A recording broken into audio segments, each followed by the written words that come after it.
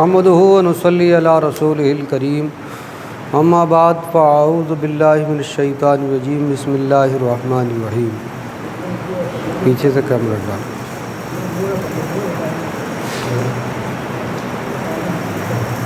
فاما من طغى وآثر الحیاۃ الدنیا فإن الجحیم ہی المأوى واما من خاف مقام ربہ ونہى النفس عن الہویٰ فإن الجنۃ ہی المأوى۔ صدق اللہ العظیم۔ آئیے ہم سب مل کر بارگاہ رسالت میں ہدیہ درود پیش کریں۔ پڑھیں اللہم صلی علی سیدنا و شفیعنا و نبینا مولانا محمد وعلی آل سیدنا مولانا محمد وسلم۔ حضرات محترم، یہ ماہ شعبان جس کا آخری جمعہ ہے اور انشاءاللہ اگلے جمعے کو رمضان شروع ہو جائے گا۔ یہ رمضان کا مہینہ اللہ تبارک و تعالیٰ نے روزے فرض کیے ہیں، وہ تزکیہ نفس کے لیے ہے۔ جی جسے کہتے ہیں، جی انسان کے اندر خواہشات جو ہے کہ جی کر رہا، تو خواہشات کو کنٹرول کرنے کے لیے ایک ماہ کے روزے اللہ نے فرض کیے۔ انہی خواہشات کے بارے میں اللہ نے 30ویں سپارے میں ارشاد فرمایا، 30ویں سپارے میں فاما من طغى وآثر الحیاۃ الدنیا فإن الجحیم ہی المأوى۔ بس جس کسی نے بھی اللہ کے حکم سے سرکشی کی، یعنی حکم کو نہ مانا، سرکشی کے مطلب نہ ماننا، جس نے نہیں مانا، فاما من طغى وآثر الحیاۃ الدنیا، اور دنیا کی رنگینیوں میں کھویا رہا۔ وآثر الحیاۃ الدنیا، دنیا کی زندگی میں جو ہے وہ اپنی منمانی کی، یہ کہیے فإن الجحیم ہی المأوى، پس جہنم میں اسے ہم پھینک دیں گے، جہنم میں ڈال دیں گے، یا جہنم اس کا ٹھکانہ ہوگا۔ ماوا کا مطلب ٹھکانہ، جہنم اس کا ٹھکانہ۔ تو یہ تو ان لوگوں کے بارے میں اللہ نے حکم فرما دیا کہ جو اپنی منمانی کریں اور اللہ کے حکم کی نافرمانی کرتے رہیں۔ اگلی آیت میں اللہ نے ارشاد فرمایا وَأَمَّا مَنْ خَافَ مَقَامَ رَبِّهِ وَنَهَى النَّفْسَ عَنِ الْهَوَىٰ، پس جو اپنے رب کے حضور کھڑے ہونے سے ڈرا۔ وَأَمَّا مَنْ خَافَ مَقَامَ رَبِّهِ، جو کوئی ڈرا اپنے رب کے حضور کھڑے ہونے سے کہ مجھے ایک نہ ایک دن رب کے سامنے کھڑا ہو کر حساب دینا، ڈر گیا، خوف کھا گیا اور اس نے اللہ کی فرما برداری میں زندگی گزاری۔ وَأَمَّا مَنْ خَافَ مَقَامَ رَبِّهِ وَنَهَى النَّفْسَ عَنِ الْهَوَىٰ، اور اپنی خواہشات کو روکے رکھا، خواہشات کو روکے رکھا، فإن الجنۃ ہی المأوى، پس اس کے لیے جنت ٹھکانہ ہے، جنت میں ٹھہرنے کی جگہ ہے، یا یہ کہیے جنت میں ہم اسے مہمان ٹھہرائیں گے، اللہ نے ارشاد فرمایا۔ تو روزہ، یہ رمضان کا مہینہ ایسا ہے کہ جس میں آدمی خواہشات کو چھوڑ دیتا ہے اور اللہ کے حکم کے پابند ہو جاتا ہے۔ کتنی بھوک کیوں نہ لگ رہی ہو، پیاس کیوں نہ لگ رہی ہو، مگر کھانے کے اگر سامان رکھے ہیں پھر بھی کھا نہیں سکتا، خواہشات کو روک لیا۔ ڈر اس کے دل میں ہے کہ رب مجھے دیکھ رہا ہے، تنہائی میں ہے، کوئی ساتھ نہیں ہے، مگر پھر بھی اس کے دل میں خوف خدا ہے۔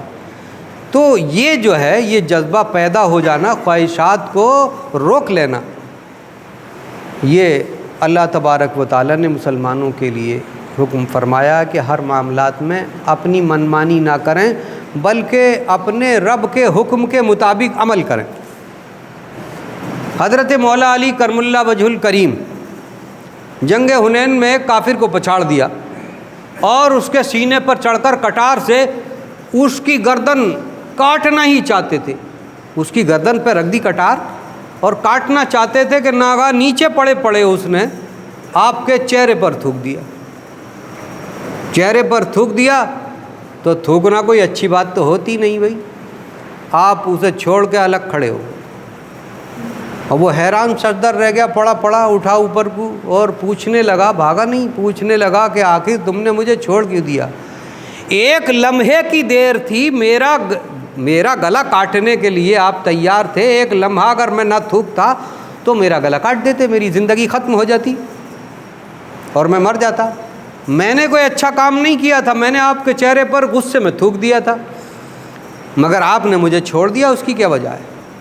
تو آپ نے ارشاد فرمایا کہ جا میں نے تجھے معاف کیا، کیونکہ ہم جو کچھ بھی کرتے ہیں، کیا پیارا جواب دیا کہ ہم جو کچھ بھی کرتے ہیں اللہ کی رضا کے لیے کرتے ہیں۔ میں اگر تیری جان لے رہا تھا، تیرے گلے کو کاٹ رہا تھا، گردن کو، تو اللہ کی رضا کے لیے ہم جان دیتے ہیں، تو اللہ کی رضا کے لیے، جان اگر کسی کی لیتے ہیں تو اللہ کی رضا کے لیے، اپنے لیے کچھ نہیں کرتے۔ ایسے وقت میں جب کہ تو نے میرے منہ پر تھوک دیا تو اب یہ اللہ کی رضا اس میں شامل نہیں لئی، بلکہ اب یہ معاملہ ہو گیا تو نے میرے منہ پہ تھوکا اور میں تیری گردن کاٹ دیتا، تو کل قیامت میں اپنے رب کو کیا جواب دیتا؟ رب میرا پوچھتا ہے، علی تم نے اس شخص کی گردن اس وقت کاٹی تھی جب تمہارے چہرے پر اس نے تھوکا تھا، تو میں کیا جواب دیتا؟ اس لیے یہ معاملہ اب رب کا اور دین کا نہیں تھا، بلکہ میرا اور تیرا تھا۔ ہم اپنے لیے کچھ بھی نہیں کرتے، اپنے لیے کچھ انتقام نہیں لیتے۔ جب یہ بات سنی اس شخص نے فوراً ہی آپ کے قدموں میں گر گیا، کہنے لگا کہ جس کا اتنا اچھا مذہب ہو، ایسا دین ہو، تو اس دین کو مجھے بھی اس میں شامل کر لیجئے اور مجھے بھی بتائیے۔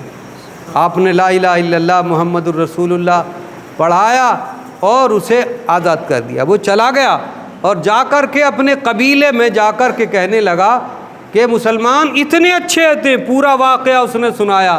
400 آدمی تھے، سب کے سب چلے آئے، سب کے سب چلے آئے اور آ کر کے حضرت مولا علی کرم اللہ وجہ الکریم کے ہاتھ پر کلمہ پڑھ کر مسلمان ہو گئے۔ کسی ایک کی بھی گردن نہیں کٹی۔ دیکھیے اخلاق کی تلوار ایسی ہوتی ہے کہ گردن کسی ایک کی نہیں کٹی، ایک قطرہ خون کا نہیں بہا، 400 کافر ختم ہو گئے اور 400 مسلمان پیدا ہو گئے، 400 مسلمانوں کی گنتی بڑھ گئی۔ تو یہ ہے اللہ کی رضا کے لیے عمل کرنا، جیسا کہ اللہ نے چوتھے سپارے میں ارشاد فرمایا والکاظمین الغیظ والعافین عن الناس واللہ یحب المحسنین۔ غصہ پی جانے والے، جس وقت غصہ آئے اس وقت غصے کو پی جاؤ، کہ غصہ پی جانے والے، لوگوں کو معاف کر دینے والے، اور نیک وکار اللہ کو پسند ہے، نیک عمل کرنے والے اللہ کو پسند ہیں، اللہ دوست بنا لیتا ہے۔ یہ مسلمانوں کی صفتیں قرآن میں بیان فرمائی ہیں، تو جیسا قرآن میں اللہ نے بیان فرمایا مسلمانوں، ایسا ہی ہمیں عمل کرنا چاہیے۔ وہ کافر تھا، اس نے تھوکا، آپ نے معاف فرما دیا، غصے کی بات تھی نا، والکاظمین الغیظ، لوگوں کو معاف، غصہ پی جانے والے اور معاف کرنے والے، نیک وکار یعنی اسے چھوڑ دیا، جا نیک کام کیا تو اللہ کو پسند، یہ کام اتنا پسند آیا کہ ان کے دلوں میں ان کی محبت بیٹھا دی۔ سرکار مدینہ صلی اللہ تعالیٰ علیہ وسلم نے ایک یہودی سے قرض لے لیا، چند دن گزر گئے، وہ آیا اور آ کر کے بھرے مجمع میں، جبکہ صحابہ اکرام مجمع بنائے بیٹھے اور سرکار جل وگر تھے، اس نے آ کر کے کہا کہ لو سنو، قرض لے لیا، وعدہ کر دیا اور میرا قرض نہیں دے رہے، آپ کے تو خاندان میں ایسی ہوتا چلا آیا، یعنی الٹی سیدھی نہ جانے کہاں تک کی اس نے غصہ دلانے والی باتیں کہیں۔ سرکار نے کوئی جواب نہیں دیا، کوئی جواب۔ حضرت فاروق اعظم کو غصہ آیا اور غصے میں تلوار کھینچ لی کہ ناہنجار، یہ کیا ناخلف، یہ کیا غلط باتیں کرتا ہے، اللہ کے رسول کا احترام نہیں کرتا اور کتنی غلط باتیں کرتا ہے، ابھی میں تیری گردن اڑائے دیتا ہوں۔ تو آپ نے حضرت فاروق اعظم سے کہا بیٹھ جاؤ عمر، اور یہ تمہاری خطا ہے، تمہیں چاہیے تھا کہ اس کا قرض ادا کرتے، نہ کہ اس پہ غصہ ہوتے، اس کا قرض ہے اسی لیے تو یہ آیا ہے، تو اس کا قرض ادا کر دو، اب تمہارا یہ کفارہ ہے کہ اس کا قرض ادا کرو اور اس سے معافی مانگو۔ تو حضرت فاروق اعظم نے قرض ادا کیا۔